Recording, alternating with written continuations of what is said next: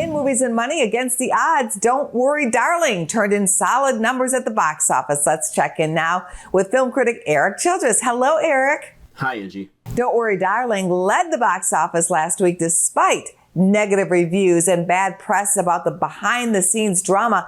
Is this a promising start for this film or a matter of curiosity taking it to number one? I'm sure there was interest in the film beyond the drama, Angie. Heck, I've been curious since the trailer first premiered, but then I saw what is basically a Black Mirror episode without the context of its own convictions and, frankly, the dumbest twist since that Matthew McConaughey film Serenity. Now, that being said, Warner Brothers was certainly happy with a $19.2 million start, but the question as always is whether it can maintain momentum. Now, history is on its side in that only 4 films have opened in September to over 18 million and not reached 50 million. Now, that at least is that magic number we keep wanting to see for original adult content. And between this and The Woman King, which indeed made another 11 million, seems primed to hit that number. However, there are signs that Don't Worry Darling could begin a sharp drop-off based on word of mouth.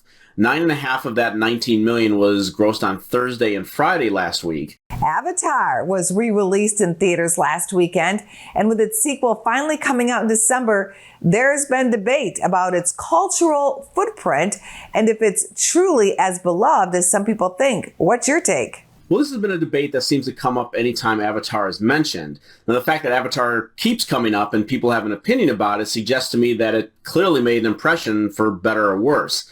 And whether or not it is still beloved or people are looking forward to the sequel is another matter. Now, personally, it is the only James Cameron film I am not a fan of.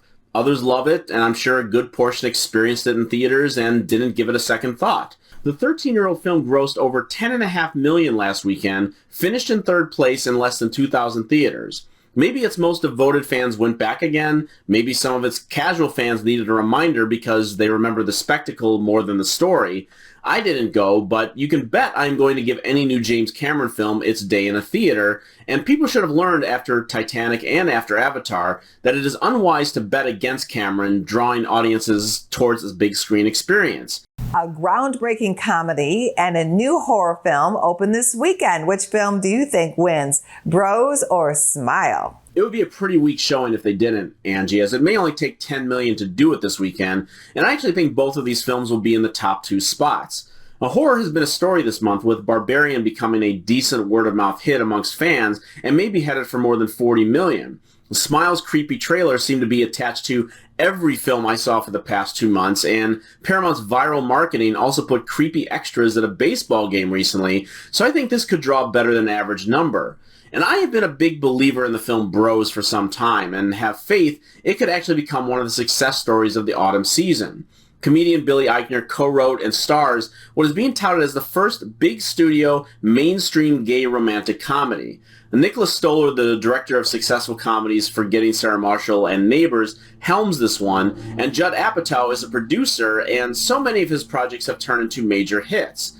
Bros is already a critical success with over 90% on Rotten Tomatoes after premiering at the Toronto Film Festival. The comedies have largely been absent from movie theaters this year, with the biggest ones being Jackass Forever and The Lost City, which I'd argue wasn't much of a comedy at all. This one definitely is, and I think Universal is lowballing the film to come in under 10 million.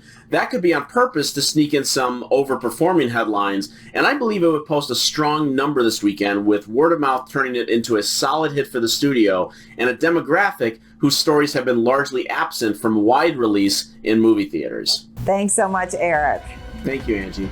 Go to businessfirstam.com for where to see our show on TV.